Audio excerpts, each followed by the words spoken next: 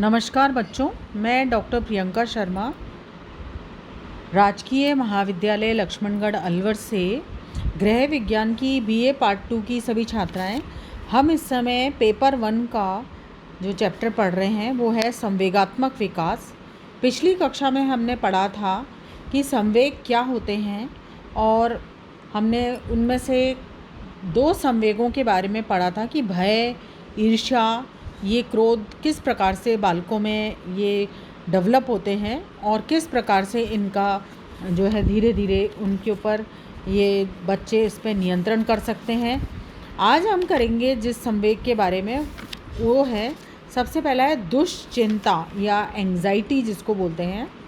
दुश्चिंता भी एक तरह का नकारात्मक संवेग है जिसके बारे में ये कहा जाता है कि एक अस्वस्थ संवेग है। जिस तरह से क्रोध, ईर्ष्या, भय, ये सारे जो संवेग है ये सब नकारात्मक संवेगों के अंतर्गत आते हैं। चिंता के कारण कोई भी व्यक्ति की जो सोचने, समझने, तर्क करने की, स्मरण करने की, विचार प्रक्रिया की जो क्षमता है उसका ह्रास होता है। चिंता का जो मुख्य कारण है वो काल्पनिक भय होता है। व्यक्ति अपने भविष्य के बारे में सोच करके डरता है, जैसे कि उसको ये डर लगता है कि परीक्षा में अगर नंबर कम आए तो उसके साथी उसका मजाक उड़ाएंगे, माता पिता डांटेंगे। घर में यदि कोई तनावपूर्ण या कलह का वातावरण होता है तो भी बच्चे को चिंता रहती है, एंग्जाइटी रहती है। यदि बालक समय पर कोर्स पूरा नहीं कर पाता, स्कूल का होमवर्क नहीं कर पाता तो भी उसको डर रहता है। सामाजिक समायोजन न कर पाने के कारण, बार बार परीक्षा में असफल होने के कारण, इन सब को प्रकट करने के अनेक तरीके होते हैं। ज़्यादातर बच्चे खाना पीना छोड़ देते हैं, वो अकेलापन महसूस करते हैं, उनको बेचैनी रहती है, असुरक्षित महसूस करते हैं, बात बात पे चिड़चिड़ाना, क्रोधित होना, निराश रहते हैं, वो समूह में रहना पसंद नहीं करते हैं।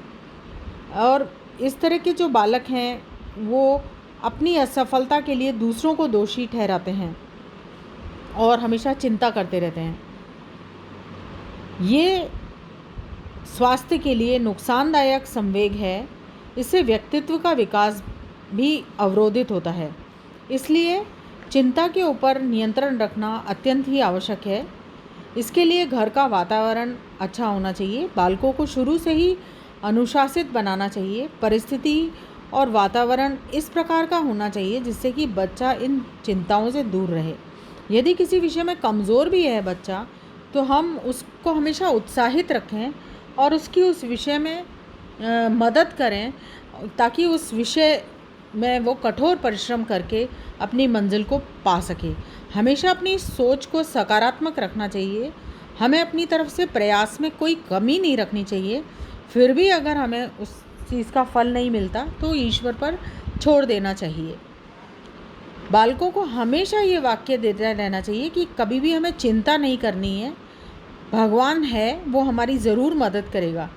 इस प्रकार के जब हम वाक्य बच्चे को बोलते रहते हैं तो बालक को इससे काफ़ी बल मिलता है और वो अपने आप को सुरक्षित महसूस करता है कि यदि वो असफल हो भी गया तो भी कोई बात नहीं, अगली बार उसे सफलता अवश्य मिलेगी। दूसरा संवेग होता है शर्मीलापन। ये एक प्रकार का भय है कि किसी अनजान व्यक्ति से बातचीत करते समय बच्चा झिझकता है या घबराने लगता है, या कोई भी बहुत सारे लोगों के बीच में अगर किसी बात को बोलना है, कहना है तो कह नहीं पाता है, उसको डर लगता है। ज़्यादातर जो 1-1.5 साल के बच्चे होते हैं वो अनजान व्यक्तियों को देख करके जो हैं छिप जाते हैं, अपनी माँ के पास चले जाते हैं। वो काफ़ी शर्माते हैं। उनके सामने अगर उनको कहा जाता है कि ये चीज़ तुम करके दिखाओ तो वो अपनी माँ के पास चले जाते हैं। शर्मीलेपन का सबसे बड़ा और प्रमुख कारण होता है भय। भय के कारण बच्चा अपरिचितों के सामने आने में और उनसे बातचीत करने में घबराता है और झिझकता है।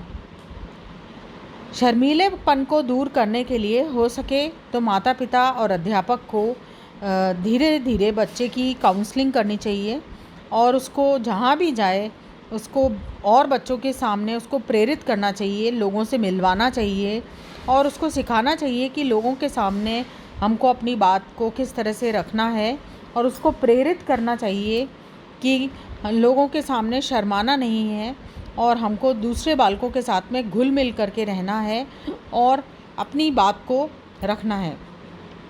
तीसरा एक संवेग होता है शोक या दुख। जब कोई दुखद या असुखद अपन को कोई घटना हो जाती है घर में, तो उससे काफ़ी हमें पीड़ा होती है, जिससे हम शोक में आ जाते हैं, बहुत दुख हो जाता है। ये भी एक तरह का नकारात्मक संवेग है। जैसे कि अपने घर में अपन किसी अपने प्रियजन को खो देते हैं, कोई घर में ऐसी घटना हो जाती है, तो हमें हमेशा काफ़ी टाइम तक दुखी रहते हैं, जिससे निरंतर आँखों से आंसू भी बहते हैं और मन मस्तिष्क को जो है ये चीज़ काफ़ी झकझोर देती है। ये जो संवेग है ये भी बच्चों को के ऊपर नकारात्मक असर डालता है। जैसे माता पिता में से किसी की मृत्यु हो जाती है, परीक्षा में असफल हो जाए या बच्चा कोई गलत काम कर दे, तो उसको डर लगता है कि अब उसको माता पिता से या अध्यापक से जो है मार खाने को मिलेगी। या बच्चे जो हैं किसी चीज़ में असफल हो जाते हैं तो उनको काफ़ी दुख होता है। ये एक नकारात्मक है संवेग, लेकिन इसको भी नियंत्रित किया जाना चाहिए।